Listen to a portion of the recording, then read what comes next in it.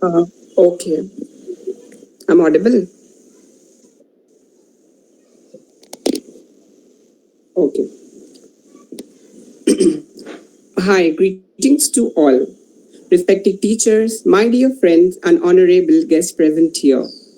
We are humbly delighted to have you on today's occasion. I, Hari Sood, a student of Department of Philosophy, Hindu College, University of Delhi, would like to welcome you all to the seventh lecture of Samvaad series by Professor Bala Ganpati on entitled on Philosophical Conceptualizing Philosophical Health.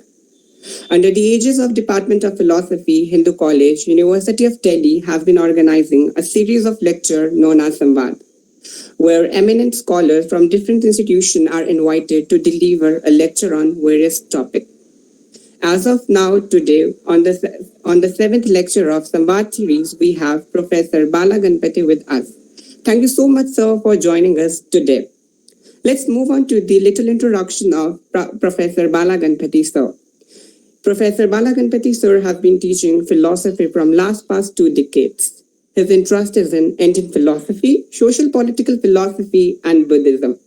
His famous publications include Hinduism in Thailand, Its Presence and Absent, 2018, and the second famous publication of Professor Bala Ganpati includes The Role of Guru as the Interpreter of Dharma, 2017, and many other famous publications. Professor Bala Ganpati is working as an adjunct member at APPA, American Philosophical Practitioners Association, and is working as Regional Council Head at CRVP, Council of Research, Value and Philosophy, Washington, D.C.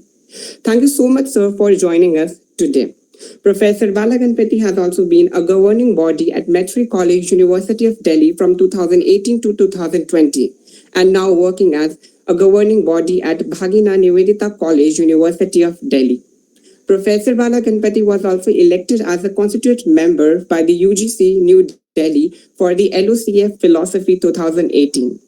A symbol of Assamese community of Northeast India, a hand-woven gomasa and well-metal zorai are often presented to dignitaries to show a heartfelt respect and gratitude.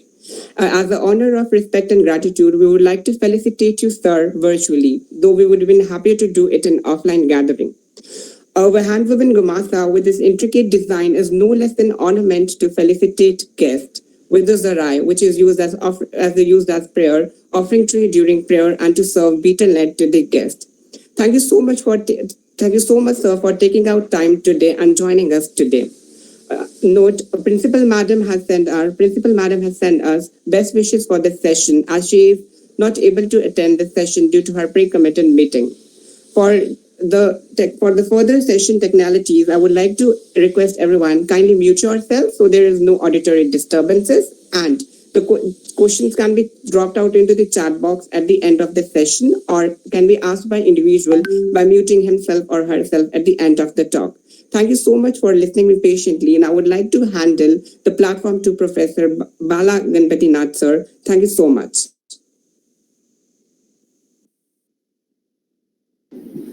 Yeah, thank you so much, Mr. Hari Sood, for the kind introduction and inviting me to talk.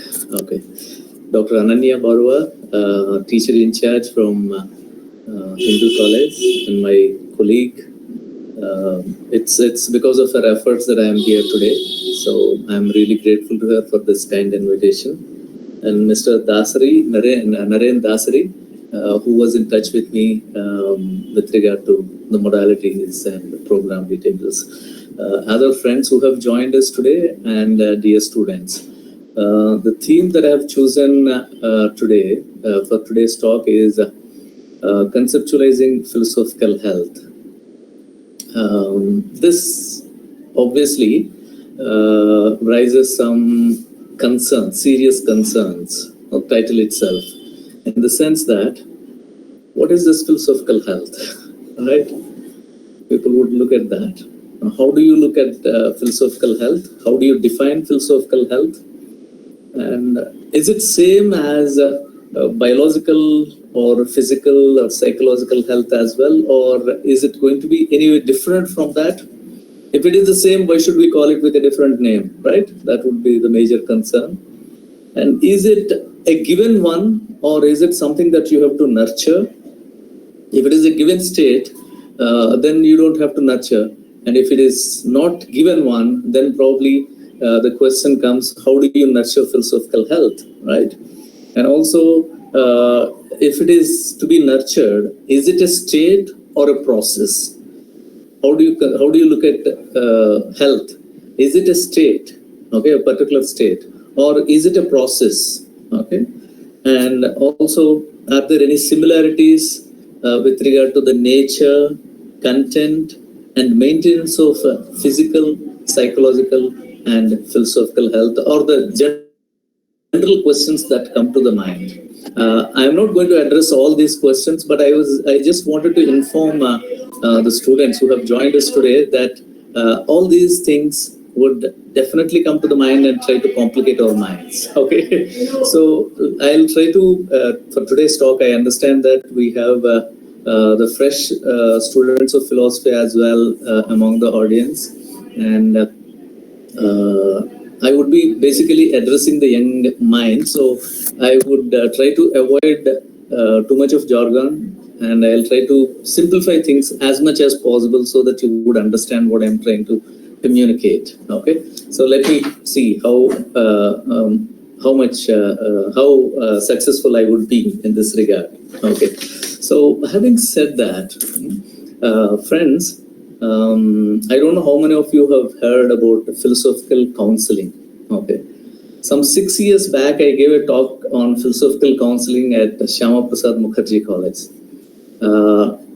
People on the stage, people who were sitting on the stage also felt that this is something ridiculous. Okay, they couldn't digest the fact that something of counseling can be attached to philosophy, and that was the unfortunate state at that particular point of time. Now people understand the importance of philosophical counseling, and if you look at Europe and America, it has a big market. In fact, you can earn more than $100 per hour, okay, by doing counseling, by doing this philosophical counseling. So, which means what I'm trying to state here is the importance of philosophical counseling, which would help us to understand the importance of significance of philosophical health. So, in order to get into this concept, philosophical health, okay, initially I'll try to clarify certain things about philosophical health, friends, and then I will also give you some examples from various literatures which can help us in addressing philosophical health. Okay. Initially, let me start with something that we already know. Okay, that is always the best method, right? If you want to know something that is far away from conceptualizing, then you should start with something that is known so that you can move to the unknown as well. So if we have to start with something that is known to us, okay, it's something like this, friends. Do you understand the difference between studying philosophy and doing philosophy? See, all of you are philosophy students, right? So you must have probably completed 2 years and 1 year of your study of philosophy honors there, or philosophy program, whatever, and there may be some freshers as well, I understand. Do you understand the difference between studying philosophy and doing philosophy? There seems to be no difference, right? It both seems to be same, right? At least to some of us, right? But actually there is a difference between these two. Okay. When you study philosophy, you are trying to get the information and knowledge about philosophy, and that is being stored in the mind. Okay. So you read about Immanuel Kant, you read about Shankara, you read about many other philosophers, and then it just stays in the mind. That's all, right?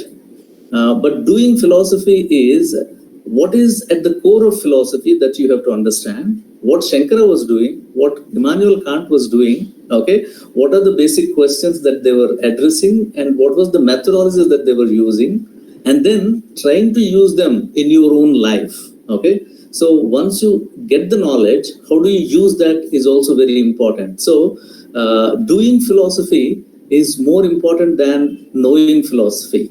Okay, studying philosophy. So here, unless you study philosophy, how do you do it, right? So as a first step, it is definitely required that you should study philosophy, and that is how, unfortunately or fortunately, we teach history of philosophy, and then make you understand what are different ways through which various philosophers over the years have looked at or developed their own philosophical conceptions and perspectives, so that you would also one day understand that the methodologies that these people have adopted, and the questions, fundamental questions that these scholars have addressed, okay, you would also look at them and also start addressing such kind of questions or more profound questions through your own methodology. So that is how basically you have to be a doer of philosophy as well. That's what is being expected from you at the end of the day, right? So there is a difference between studying philosophy and doing philosophy. For example, you study the theoretical part of chemicals in the classroom, and you go to the laboratory, and actually you do the experiments and try to understand it, right? So you do chemistry there, and you study chemistry in the classroom. Similarly, unfortunately or fortunately, for these fundamental sciences, they require huge infrastructure and laboratory for experiments. We don't require. We only require our mind, right? You sit with yourself and start reflective, try to become reflective, and then you start philosophizing, right? It is not that for philosophizing you have to invent something, you have to bring something from somewhere and try to work on it. No need. What you have to do is just be reflective of your thought, reflective of your actions, reflective of your words. That's it. That's what is required for philosophizing.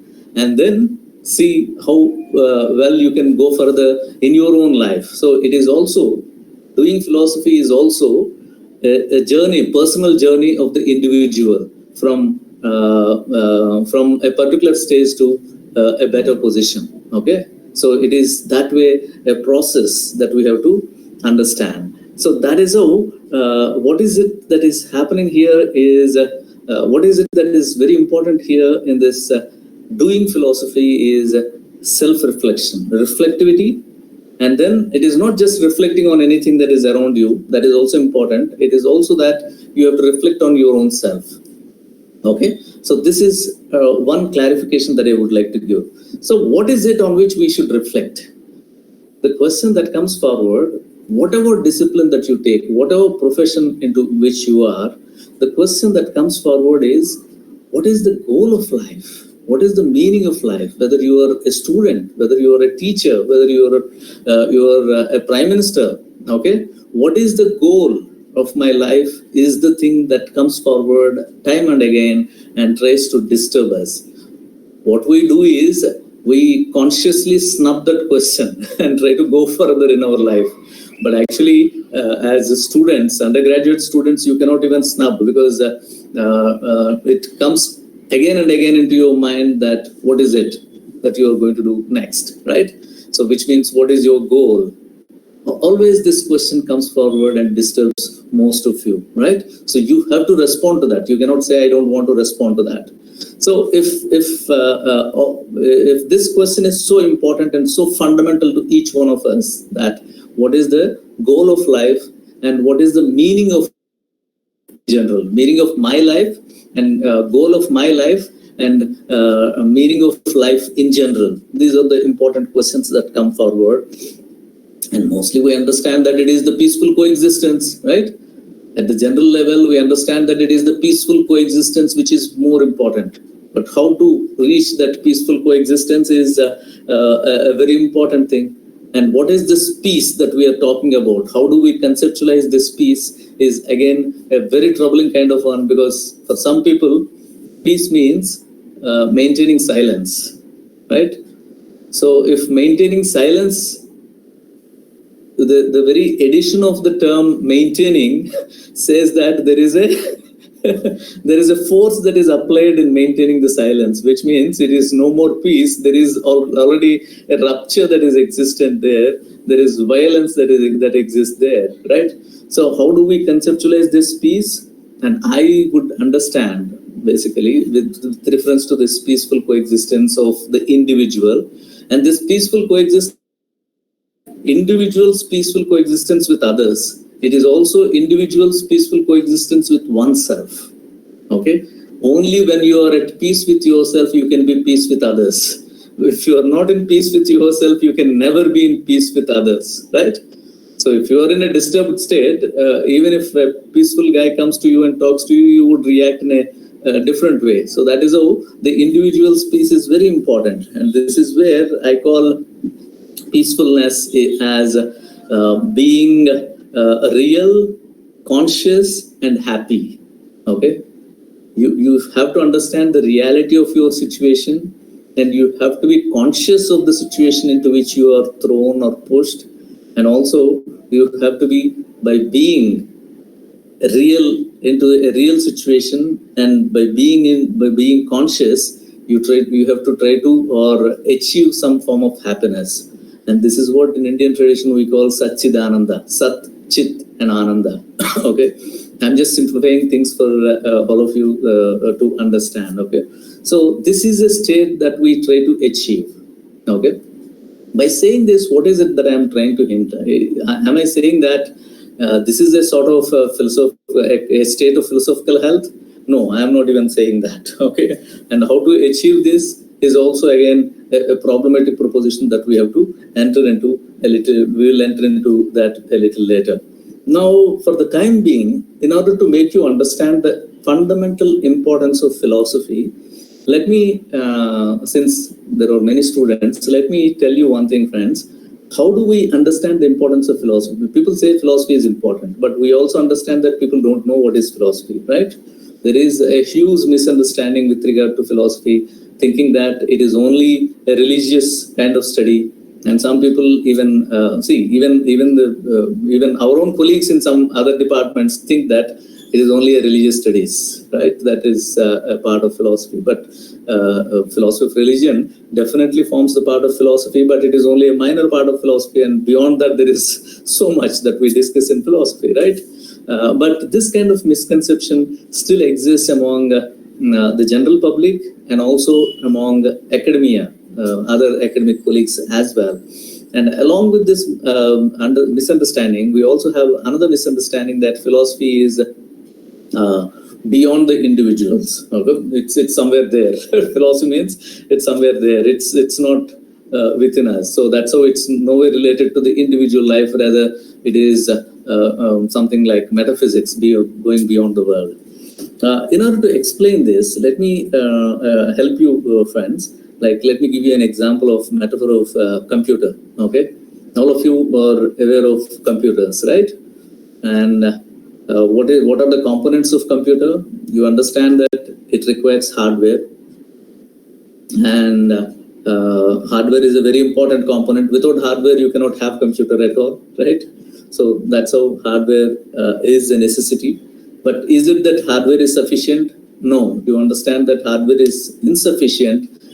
You will not call it computer unless it has software running in it, right? And it has to have a software. Similarly, we also have a biological system, physical system that is existent, and along with that, we have a psychic system that is existent within us, right? We do look for the biological health.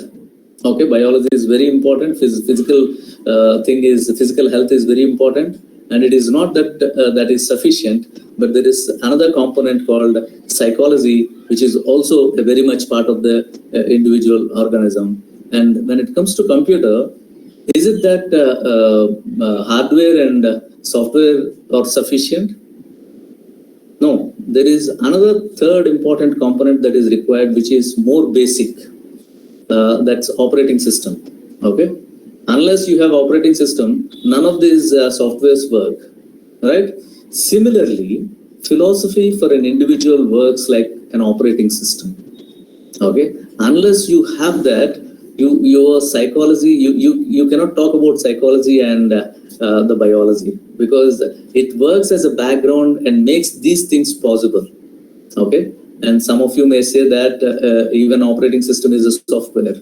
That is true, but that is the fundamental software which makes the other things run, right?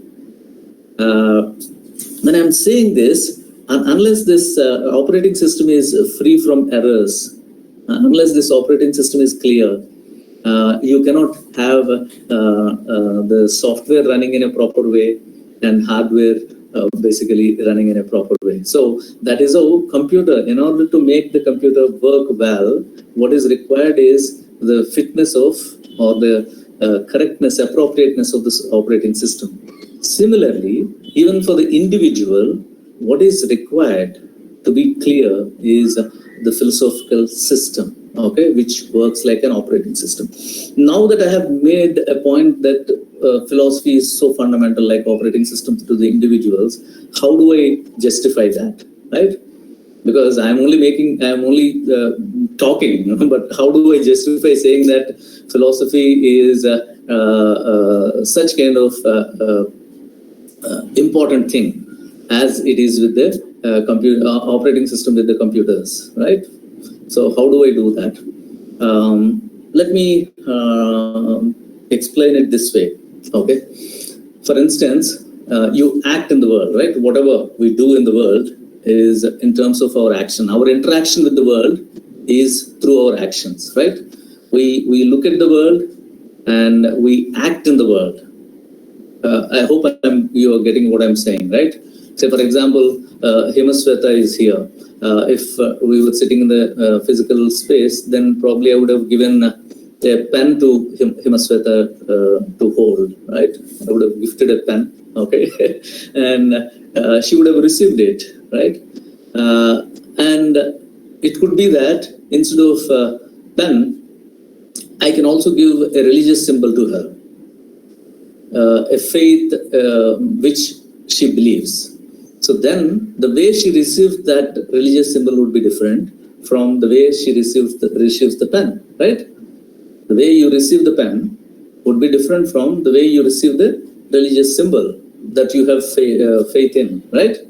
So if that is the case, why is it that though it's in both the cases it is the object that I'm giving you, but your action towards that, the way you receive it is going to change. Why is it so? Because all our actions, or most of our actions, are based on a belief system. All of us have belief systems. Okay, belief system sits here and makes us act in a particular way, and this belief system is part of our worldview. Each one of us will have our own worldview. So this worldview and the belief system, both of them make us work in the world, act in the world in a particular way, right?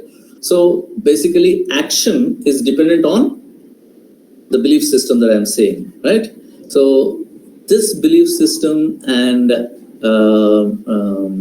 worldview that I'm talking about is nothing but metaphysics, okay? So people might have told you that metaphysics is something else, beyond the physical realm. No. Metaphysics, each one of us have metaphysics.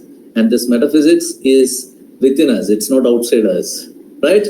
It is very much within us. And that is how philosophy is not away from the individual. Philosophy is within our own selves, right? And how did you get this belief system? Because of your own upbringing, okay? You from your childhood onwards, at home, at school, at educational institutions in the teaching learning process, and in the society, you were asked or you were told that this is how you have to understand the world, and this is how you get the knowledge, and these are the ways through which you understand interacting with the world, etc. Right? So this whole process, what is it called? Obviously, by now, people might have told you there is something called theory of knowledge, right? What is this theory of knowledge? Epistemology. And this whole thing is epistemology. So do you think that epistemology and metaphysics are away from you? They are very much with you. when you are sitting here and listening to me, and when you are going out and trying to buy something, what is it that is operating? When you see a beggar and try to help him, then when you find a person in need and try to help him, help her, then what is it that is happening? your belief system is operating, and this belief system is obviously constructed by your teaching learning mechanism, okay, theory of knowledge, ways of knowing, okay. So that is how you have a metaphysics that is developed by your own epistemology of upbringing, both of which are very important in making you act in a particular way. The way you act in the world is actually based on that. That is how we often say, friends, your epistemology determines your metaphysics. Okay? Your epistemology determines your metaphysics, which means the way you started looking at things, the way you started learning to look at things is the one which builds your belief system. And this belief system is the one which makes you act in the world. Right? So that is how, see, epistemology, metaphysics, and then ethics. All these are connected instantly. When you are acting in a particular situation, what is it that is happening? All these three are instantly getting connected. So now you tell me whether philosophy is an operating system of the individual or not. Right? It is the one which works at the background and makes your actions possible. Now, in between, I have missed another aspect, right? When you have developed your metaphysics, the belief system and worldview, it is not that you just develop it and leave it like that. You also try to articulate it. You also try to articulate it in your thought and word. And how does that happen? Through logic. Where is logic? Logic is here. It's not somewhere else. Don't think that Boolean or symbolic logic is sitting somewhere. Okay, all this system of logic is operating within you, within your mind. And some people think that no, it's very difficult to study logic. No, why is it difficult to study? Because it's in your own mind, man. How it's not away from you. It is within you. So if you can understand it this way, that this epistemology is the one which determines your metaphysics, and then it makes your articulation. No, the logic is the one which makes your articulation possible of your belief system and worldview, and then it is your ethics which determines you how to act in the world. Right? So now you tell me, look at yourself and tell me whether philosophy is your operating system or not. Right? Whatever may be the situation, whatever may be the software, it has to run only if you have this operating system working well, right? Now that I have established this aspect, I have to go a little further and try to take you to a different level, okay? So if we agree that we have this operating system working within the individual, now what is this health that we are talking about, right? What is this nonsense health that we are talking about? Friends, basically, sometimes the way of learning may have some problems. Sometimes the worldview that we have developed may have some problems. And sometimes the way we have articulated things through our logic may have some problems. And finally, your action, okay, which is making you deal with the world, interact with the world, may also have some problems. So these issues ought to be addressed. So first thing that you require to do is address the problems that you have in the operating system so that you would lead a consistent, happy life with your own self, so that you can lead a happy life with others as well, right? Unless you are consistent with your own self, you cannot be consistent with others, right? So your actions are supposed to be on the basis of your belief system, and sometimes if your belief system is wrongly developed, or if there are some biased beliefs that you have already developed, then they would lead you to act in a different way. For example, let us take the example of stereotypes. We create stereotypes, right? And these stereotypes, we obviously understand that they belong to wrong kind of belief system, thinking that Yeah, if it is, if someone is from Northeast, then these are the characteristics. Someone is from South India, then these are the characteristics. Someone is from North India, these are the characteristics. Or from Africa, these are the characteristics, right? These stereotypes that we develop are complicated ones, which are part of our belief system, worldview, okay, which make you act in a particular way in the world. So where is it that you have to correct it? You cannot correct the actions unless you correct the belief system itself. And how do you do that? And who will do that? You go to a surgeon. Will he be able to do that? Right? You go to a psychiatrist. Will he be able to do that? Who can do that? A philosophical counselor can do that. A philosophical counselor, through a dialogue, make you understand that your actions are inconsistent with your belief system, or consistent with your belief system, but your belief system itself has some wrong, biased notions which are to be corrected.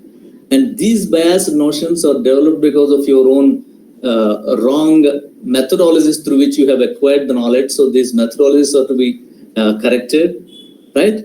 So these things are very important for philosophical health. Unless this operating system, philosophy that is working in each one of us is properly placed without any errors, right?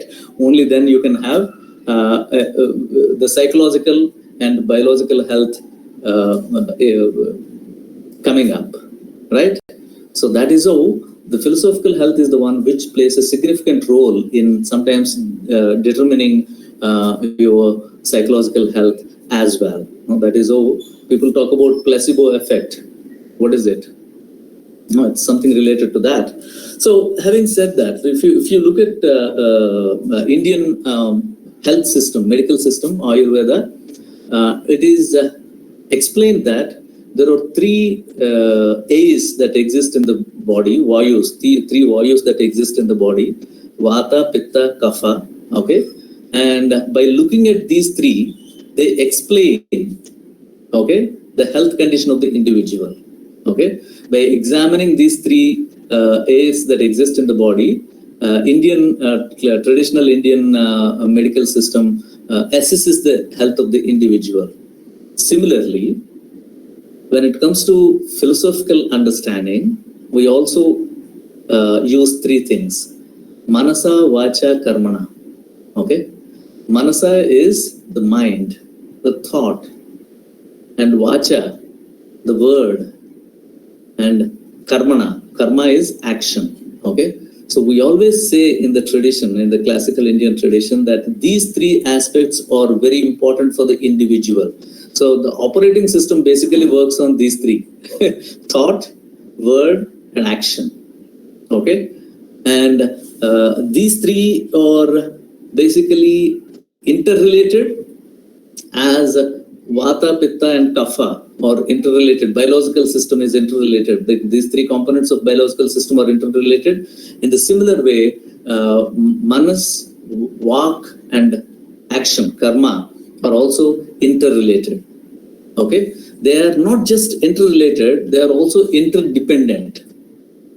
Okay, it is not that they are related to each other; they are also dependent on each other. Right? Once they are dependent on each other, if there is any inconsistency, then what will happen? It leads to ill health. Right? So similar is the condition with the biological system as well. So that is how people argue that with regard to this biological system that I explained, Vata, Pitta, and Kapha, these three have to be in harmony with each other. Since they are interrelated and interdependent, they have to be in harmony with each other. What is this harmony that we are talking about?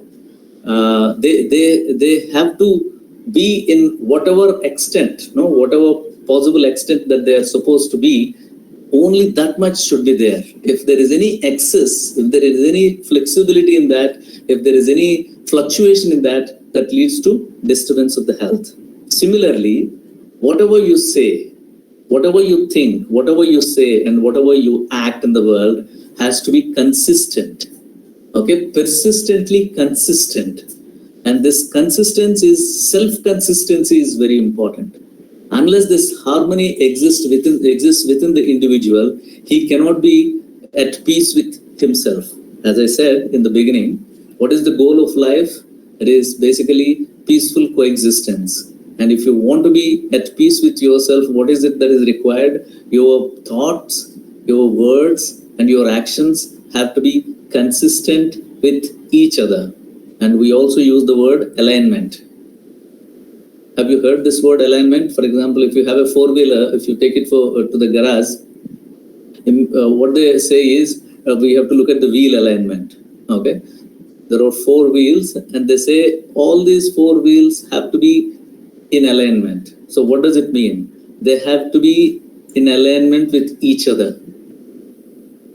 Okay, for instance, you have human body, right? We all have this body, and this body, it has varied parts, different parts that we have, and all these parts are harmonious and they are well aligned, which means when one part is moving to one side, the other part will not stop and hinder that. So there is a kind of internal harmony and a kind of alignment that is developed, okay, that is presented to us, that one will not hinder the work of the other. Okay, so this is what is basically the kind of alignment that we are talking about, and the kind of consistency between what we think, what we speak, and what we act is important. And here, I just have to, this is what I wanted to develop as philosophical health. Now I'll give you 3 examples of how we can talk about this philosophical health, and I'll wind up at there. Okay, so don't worry, I'll not take much time. I'll try to conclude that as quickly as possible. Now, friends, there are 3 models that I want to mention. When I'm talking about philosophical health, obviously, you should, I don't know how many of you have already Googled for philosophical health. Have you done that? No? If you haven't done it, you should do it now. Okay. There is one professor at Uppsala University at Sweden, Professor Luis Miranda. Okay. He has been working on developing this concept of philosophical health from the perspective of the West. Okay. You can have a look at his website, and also he has developed videos, okay, various interactions, discussions with various scholars all around the world who are practicing philosophical counseling. In fact, even I had a discussion with him, which is available on the website, on his website. You can have a look at the dialogue that we had on philosophical health. I was talking from the perspective of Indian, classical Indian tradition, and trying to explain him what I would understand as philosophical health. So you can have a look at that video. There, Professor Luis Miranda tries to argue that all of us, as individual beings, we try to be independent. And he says this is for having philosophical health. In order to aspire for philosophical health, he says what is required on the part of the individual is a kind of mental heroism is required, he says. You have to have a kind of mental heroism, right? Otherwise you cannot achieve this. And what constitutes this mental heroism? He says you have to have the courage to think independently. Okay, so what is required for philosophical health as a preliminary thing, according to Luis Miranda, is courage to think independently. Okay, so some of you may say that no, I always think independently, so I don't depend on anybody else for my thinking. But wait and be reflective. Okay, you reflect on your actions and see whether you're always courageous enough to think independently, or you are depending on others for your actions and your thoughts, right? So one has to be courageous enough to think independently. And is that enough? No, that is not enough. By possessing this courage of thinking independently, you also have to be consistent with yourself. And it is not that, I have the courage of thinking independently, and at this moment, if Dr. Ananya comes to me, I will have certain principles with which I would talk, and when Himasweta comes to me, I would talk with a different set of principles. No, right? There should be consistency in your independent thinking. So you cannot say that I have independent thinking and that is enough. No, independent thinking has to be followed with a kind of consistency, right? And this consistency with your own self, never with the others. No, don't bother about others. It is only at the individual level. So you have to have this consistency along with the independent thinking. And what is it that is happening when we talk about consistency? You are exercising freedom. Okay? Being independent is not sufficient. Being independent and also exercising freedom is important. And exercising freedom is not just important. Exercising freedom with responsibility is important. And exercising freedom with responsibility comes into existence only when you are consistent with your own self. Okay? So when we say you have to be consistent with your own self and you have to be independent in your thinking, we are also attaching the concept of freedom, concept of responsibility as tags to that. Okay? And this is what leads to philosophical health, right? And is it sufficient if I have the courage to think independently and if I am consistent with myself? No. It also says you have to resist certain kind of things. Okay, it is not that whatever comes to you have to accept it. You have to have the courage to resist things as well. So it says resilient resistance. So this resistance has to be resilient, and this is to be added with intellectual empathy. This is to be added with intellectual empathy, okay? And not with intellectual arrogance. Intellectual empathy is very important. And this is how the combination of all these things, thinking independently, being consistent with yourself, exercising your freedom responsibly, and then resisting resiliently and possessing intellectual empathy, the combination of the individual qualities are the ones which lead you to interact with the world in a particular way, in a systematic way, so that your interaction with the world is never of any rupture with it, rather it is in consonance with that. And here, to explain that, Professor Luis Miranda invented a concept called crealectics. Crealectics, okay? Dialectics, and he uses the word crealectics, okay? Which means creative lectics, okay? So, in fact, with regard to reality as well, he uses the word creality, okay? Creative reality. Because he believes that reality is not just given to you. Reality is also, includes you, and that is how your interaction with the reality is always creative reality, and that is how reality has to take your actions into consideration, and the outcome of that would be creality, he says. So it is creative reality, and which means all of us as individual human beings, while exercising our freedom, we co-create the world. So reality is not just given one. We are co-creating the world.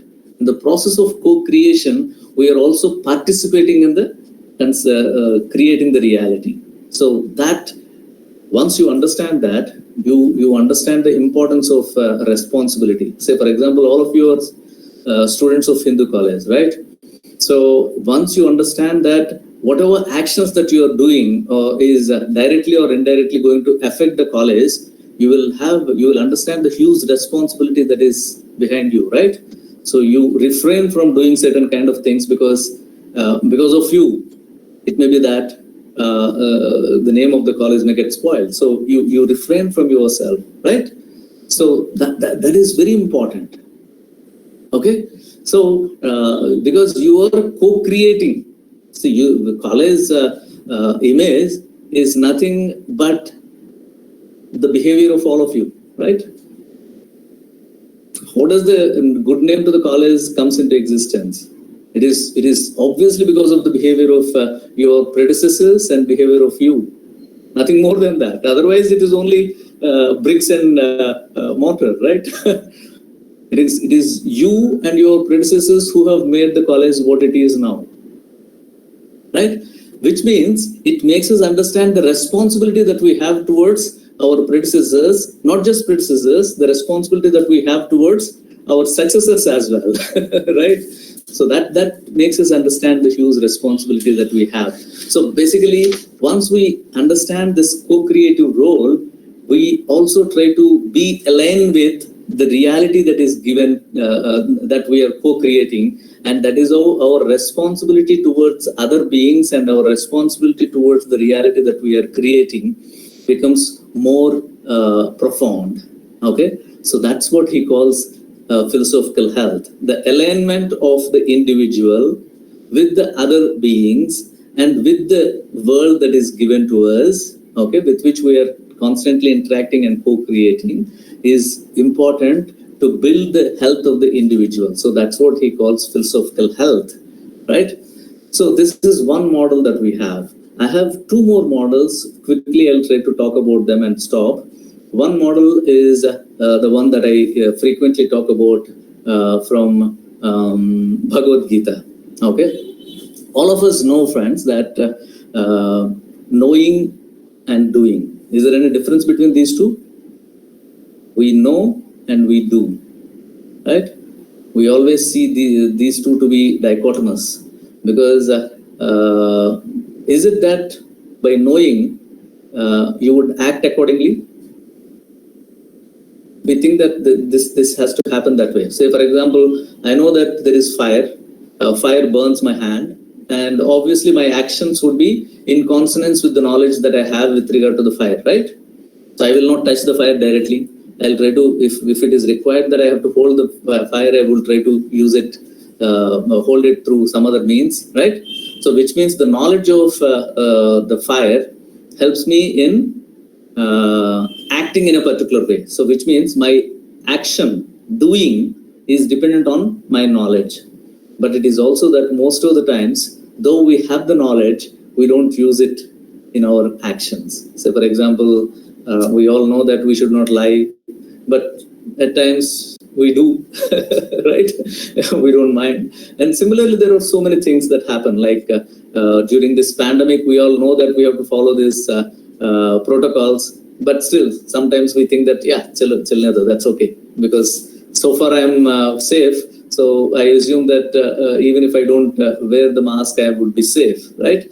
So knowing, the distinction between knowing and doing is very important, and most of the times knowing will not lead to doing the action that is required. So the consistency between knowing and doing, the conjunction between knowing and doing is very important, which misses most of the times in our lives. Okay, so that's where I would argue, like, let me give you an example. This is by one Swamiji who was giving a lecture somewhere, and somebody asked this question, that how do we make this knowing and doing consistent? No? In fact, the person said, I have been reading Bhagavad Gita many times. No, I have gone through Bhagavad Gita many times, but yeah, that's all. It doesn't impact me at all, right? So then the Swamiji has said, you are going through Bhagavad Gita many times, but let Bhagavad Gita go through you. Okay, only then your attitude would change. Okay, you are only going through it by words, okay, not getting completely into it. Let Bhagavad Gita go through you, only then there would be some change, he says. The example that I also can give is, for example, if Himasweta or Naren have come home, right, I prepare some tea for them and give the tea to them. And while giving the tea, I also add sugar to that and give it to them, right? And they sip it and say, it's not sweet, okay? Why is it so? There could be two reasons. One is that I haven't added sufficient sugar. The other one is very important. It was not mixed properly. Okay, so if you make your knowledge remain as memory in the mind. Okay, if your knowledge becomes a mere memory, then it is not completely stirred into the mind. Okay, it was not internalized into yourself. If it is not internalized properly, then it cannot come out in action. Okay, in order to, it's not enough if you just add sugar. You have to mix it well, right? In the similar way, when the Indian tradition prescribes this, Sravana, the methodology of knowing, methodology of understanding is Sravana, which means listening, which means reading and listening. That's not sufficient. Then Manana, okay? You have to contemplate on that. Okay? You have to repeat it many times so that it gets absorbed in the mind. Okay? And then Nithithyasana, which is contemplation on the knowledge. Only then it gets internalized and it comes out in action. So if you just pour sugar into it and leave it there, it doesn't get properly diluted. So what is required to make knowing doing is you have to make it get internalized properly. Okay, that's what philosophical health tries to help us at. Okay, and this is what is taught in Bhagavad Gita in 6th Adhyaya. Okay, it is very well explained that you have to have a kind of equanimous attitude towards the objects that are around you, the people who are around you, and also the experiences that you get. Okay, so each one of them have to be in equanimity with the other. Only then you can have a proper kind of attitude and also proper kind of interaction with the world, which further ensures your philosophical health. Similarly, there is another instance that I found which is very important. I'll just stop here. I will not bother you much. The other text that I found is Yoga Vasistha. Okay, have you heard about this text, Yoga Vasistha? Any of you? No? Philosophy students have to know this text. Okay, Valmiki, after writing Ramayana, he writes Yoga Vasistha. Okay, and Yoga Vasistha is a wonderful text which presents the dialogue between Sri Rama and Vasistha. Vasistha is their guru, you know that, right? So there is a dialogue between these two which is presented there. And this when does this dialogue happen is very important. Rama, after completing his education, comes home and he requests his father that I should be sent for pilgrimage, tirthayatras.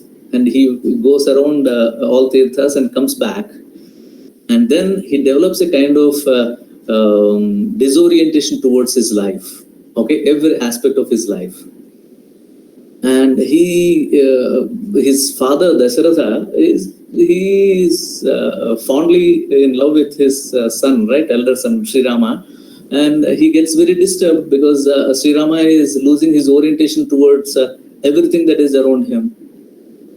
And then finally Vishwamitra comes there to take Rama to the forest to help him in doing that yajna.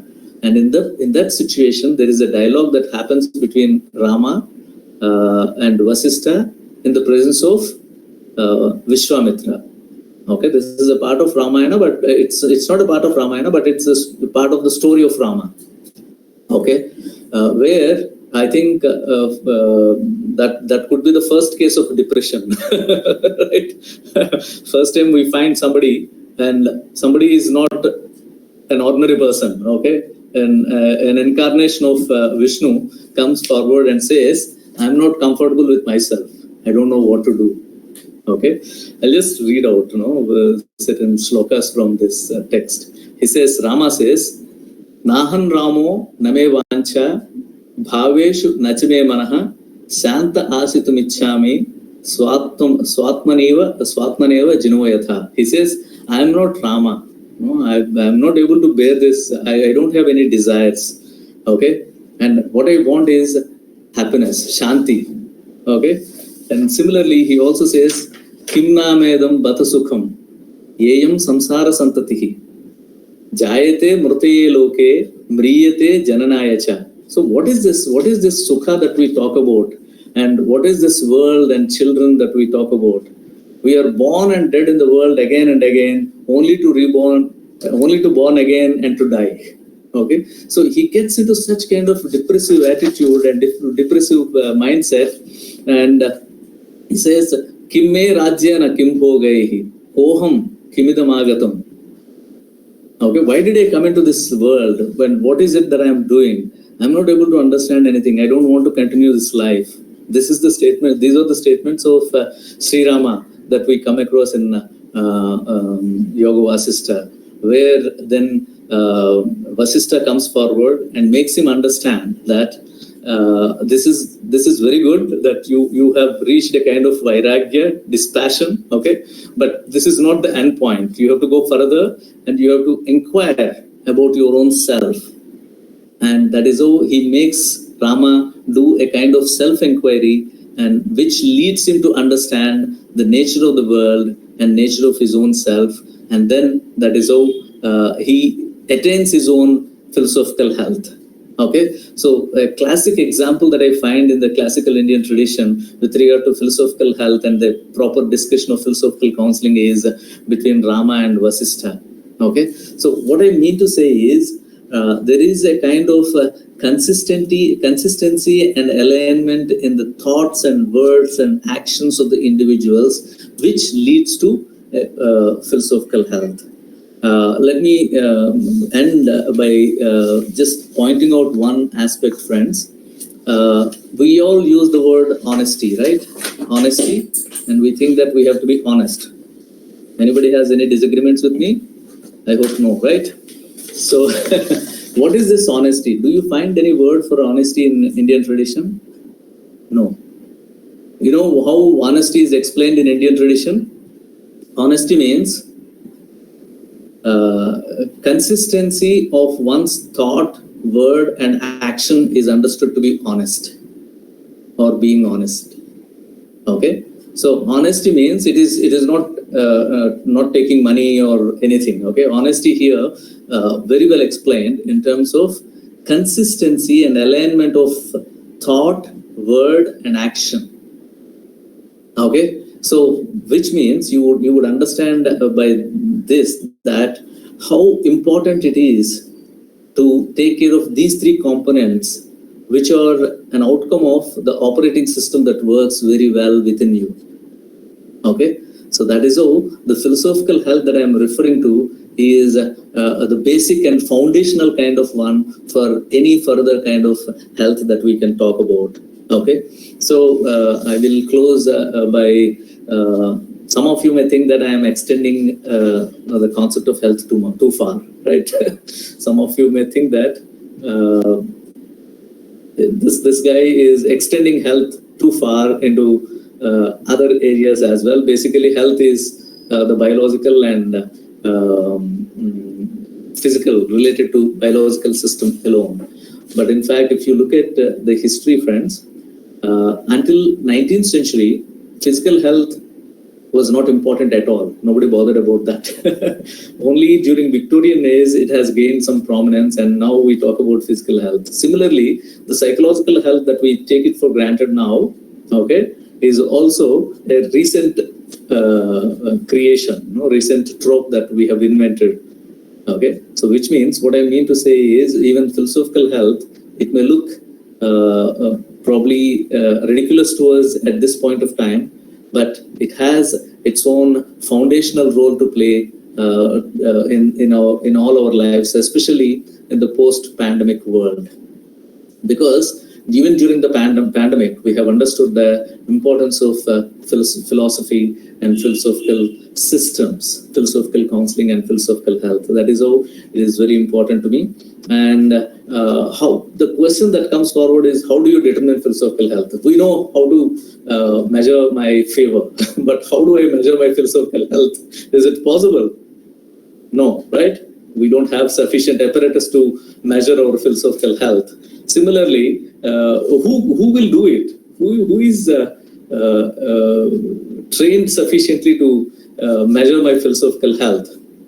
In fact, when it comes to philosophical health, nobody else measures it. You yourself will measure. Okay? You are the one who realize the importance of philosophical health, and you are the one who diagnose whether your philosophical health is proper or diminishing. Okay? And what is the methodology? The philosophical counseling is the methodology that we use, which means there is no one methodology. There are many methodologies which are useful in this endeavor. And philosophical health is a new project of philosophy. Okay, it's an upcoming area. It's a new project which is very important for all of us, especially for the future times to come. And that is how the consequences of the discussion on philosophical counseling would definitely lead to popularizing philosophy in one way, and also projecting the use of the philosophical knowledge to the people, okay, not just to the situations, but also to the people. And also, obviously, it fetches good jobs for the students of philosophy, right? All of you have joined philosophy aspiring to be living your livelihood as well, right? Along with becoming philosophers, you also require some employment opportunities, and that also it ensures. That is how the discussion on philosophical health is very important. And finally, it also leads to world peace at large. Okay, if we are consistent in our thought, word, and action, this kind of consistency and honesty to one's own self will lead to honesty to the others, and that is how the possibility of violence would get diminished, and there would be a greater possibility of reaching out to world peace through philosophical health. So that is where I would stop. And thank you so much for your patience. I think I have taken more than 1 hour, so I'm sorry for that. It's okay, sir. This is a wonderful session introducing us to the new concept of philosophical health. And I think it really helped all the other people. The floor is now open for discussion. We have a question from Rekha Navneet ma'am in the chat box. If you can check, sir.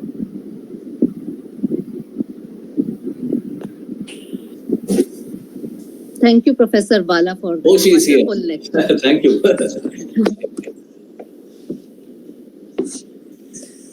Yeah, Dr. Rekha. Actually, I had written it also. So my question is that since this is a new concept, and in my understanding, I would also somewhat say that it is a nebulous one at the moment.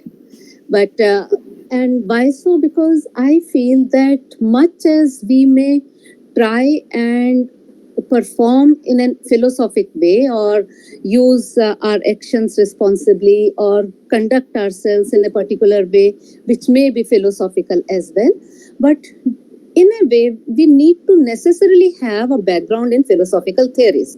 So in fact, if I don't know a theory properly, and I'm still conducting myself quite responsibly in a free way, as much free as I can be, so am I doing the act rightly in a philosophical counseling way, or I need to necessarily have a correct understanding of the theoretical concept, and only then can I be a counselor in the right way? That is what I wanted to know. That's a very important question. Thank you for asking it, Dr. Rekha.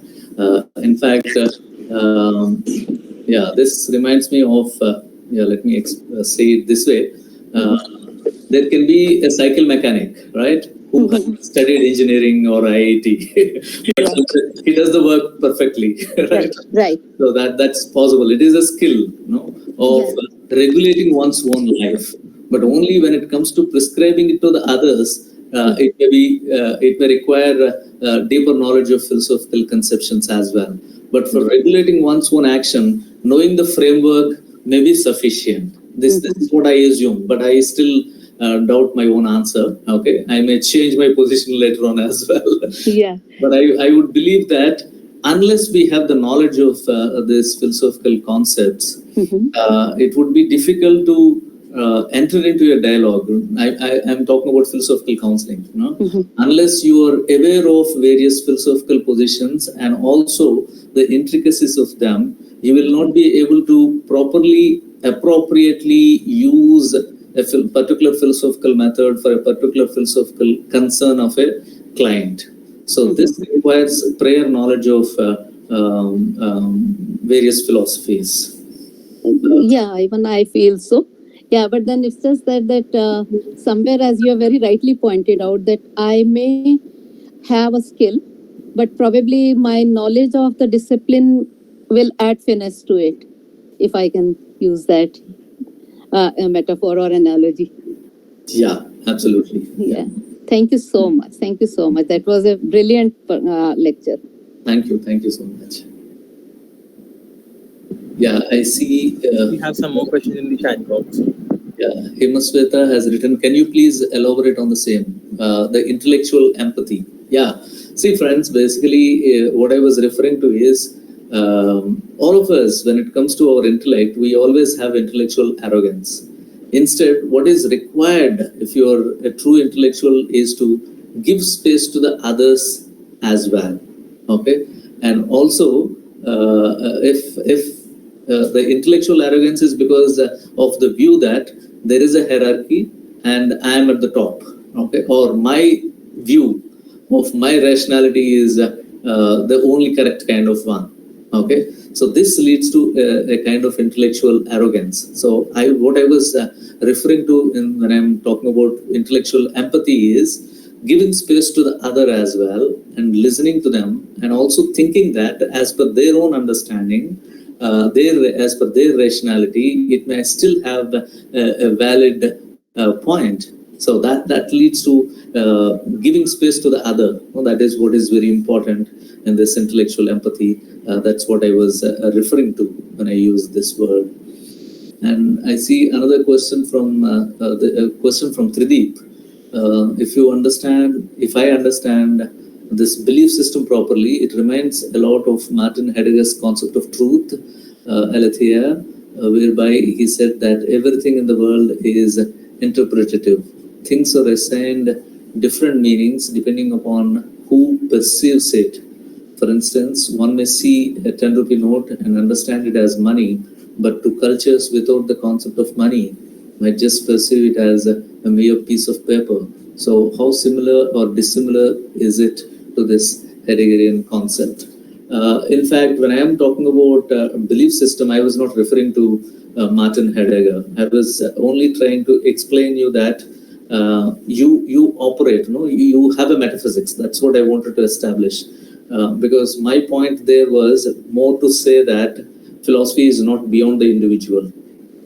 Because most of the times to the youngsters, even the undergraduate students, it is stated that philosophy is metaphysical. It has metaphysical orientation, which is beyond the physical world. No, I want to make you understand that each one of us have our own philosophy, which means we have this operating system working within us. So that's what I was hinting at when I was referring to this belief system and worldview. In fact, these were independently developed as theoretical models elsewhere as well. For example, worldview model is also quite popular in cultural studies and anthropological studies as well. So I was not referring to that. I was only making an attempt to make you understand that this is within us and it is very important to us. Okay, that's what I mean when I use this. Gautam Tiwari, according to Western model of philosophical health also depends upon acting responsibly. Right, absolutely.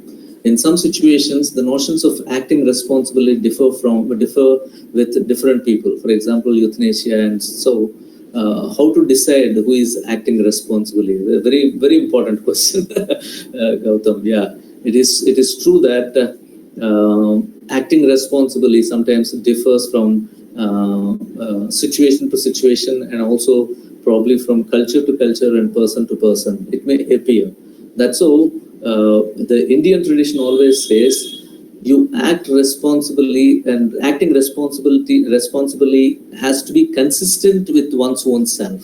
Okay, that's what leads to the character. So that is how it is stressed at the individual level rather than at the social level. So if you're consistent with your own actions in a responsible way, that's what is required for your character. And when it comes to the situation, there also, as per your consistency, you have to act. That's what Indian tradition would suggest. But as since you have talked about euthanasia, I have to tell you this, my friend, that we have developed something called professional ethics. When we develop professional ethics, what is it what does that mean? Which means, is it that it is beyond the general ethics?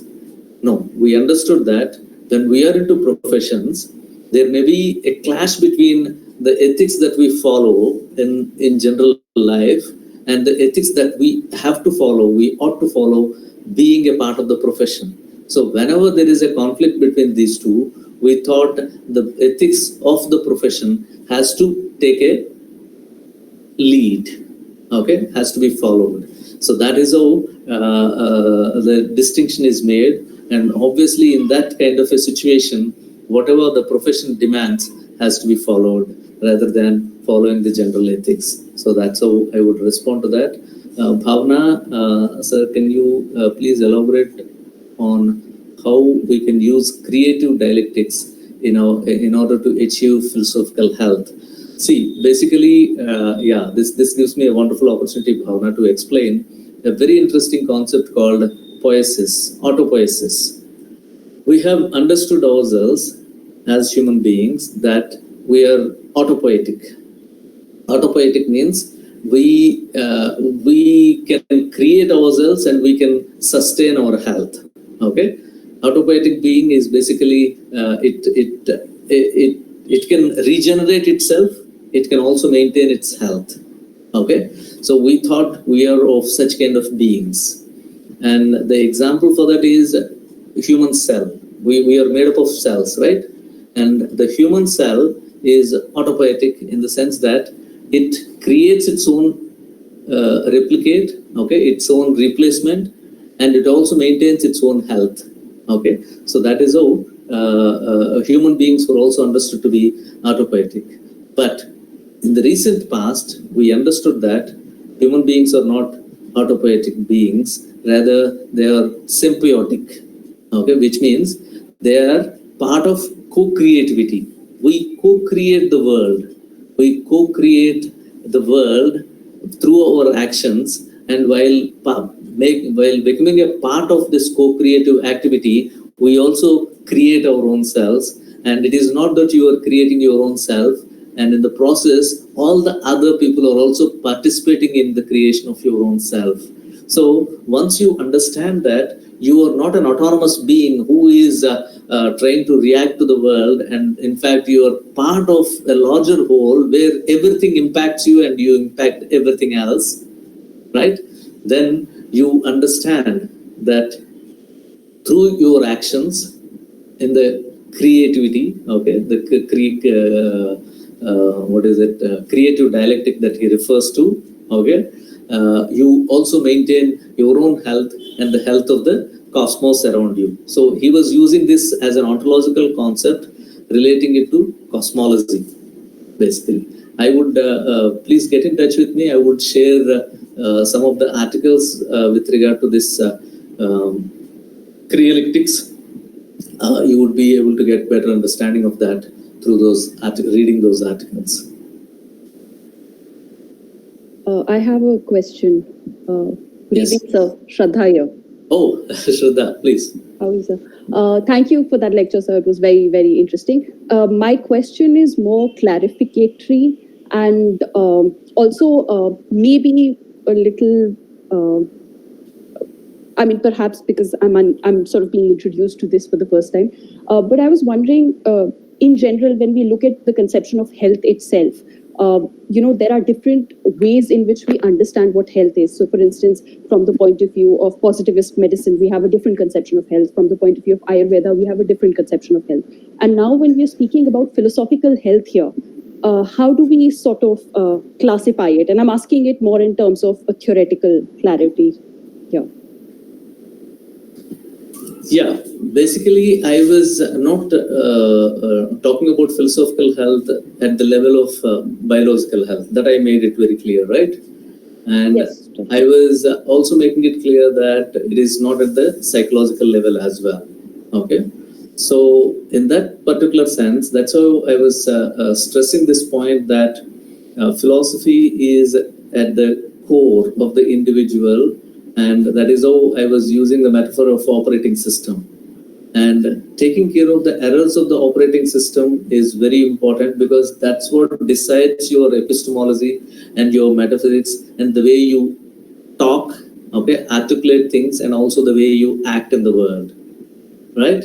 So this is what I was referring to as something called philosophical health. No, I got that point, sir. What I was trying to ask was more in terms of more details in terms of what is it that we mean by this health? Because you also did speak of consistency, right? But consistency itself, I mean, when we see it in a particular context, may be something which is useful, and at other times it may be something which is just pushing us towards conformity as opposed to a real, positive virtue. So what I was basically trying to ask was that when we're looking at philosophical health itself, and this understanding of it being an operating system and something which is foundational, different metaphysical positions would give us a different conception of what health itself is. And it was in that respect that I was trying to ask that, is there something of a distinction within this idea of philosophical health as well, or how do we sort of understand it? Yeah, I'm still not getting your question, but Okay. let me respond to that. Okay, if I can just give you an example, maybe. Please go ahead. So maybe, for instance, when we say, look at allopathy and the Western understanding of medicine, there's a different conceptualization of disease, there's a different conceptualization of health itself. The way in which we understand biology itself sort of varies. Say, for instance, the way you pointed out in Ayurveda, there's a different conception of how the body is constituted. And therefore, there's a different understanding of what health itself is. So I'm saying, does this sort of apply to philosophical health as well? Or is that not what we are looking at? Basically, I was again referring to this alignment of thought, word, and action. And this is, in fact, same with both Western and Indian tradition. In fact, this man that I'm referring to, Luis Miranda, he refers to Wittgenstein and tries to explain philosophical health as consistency in thought, word, and action. See, whenever I'm using this word consistency, I'm not using it as an external action in relation to the others. I'm only using this consistency of the individual to his own, his own dispositions. Okay, and coming to this metaphysical positions that you are referring to, Shritha, I think any of these metaphysical positions that you find in philosophical discourses can be developed as tools for understanding philosophical health. That is how I see. Okay, because even if you take the example of I was referring to Yoga Vasistha, so I can take tools from Advaita Vedanta metaphysics and conceptualize philosophical health. And similarly, I can take the epistemological perspective of Jainism and develop philosophical health, conception of philosophical health. Okay, so I think what I was hinting at is there is no one way of looking at philosophical health. There are multiple ways of conceptualizing philosophical health that are possible, and that's how, in fact, this makes this space that we are creating now very vibrant and open as well. Right. Thank you so much, sir. Welcome. Balasa, I just quickly, so for some reasons, I don't know, my camera stopped working, so apologies for that. I am so happy that sir, you have enlightened all of us on this. And what I definitely understand is, consistency is definitely more perhaps important than success. And someone has very rightly said that success is neither magical nor mysterious. Success is the natural consequence of consistently applying basic fundamentals, and that's what I believe you two had been harping on. And I am truly, truly happy, sir, that you gave us so much of time. And all my students, I can make out from their glow, that they have really soaked in your ideas, and we would love to discuss it more. Uh, I'm really grateful to you, sir. Thank you so much, sir. Thank you, Ananya, for this wonderful invitation, and I really enjoyed being here and speaking on this platform, Samvaad. I consider it to be an honor to be on this platform. Thank you. Yes, thank you everyone present here. I, Narendra Dasari, the President of Department of Philosophy, Hindu College, would like to extend my gratitude for being here. And we are very delighted to actually have more sessions on the Samvad, which for the announcement will be very soon. Please check out our Facebook and Instagram pages for more updates. Thank you so much.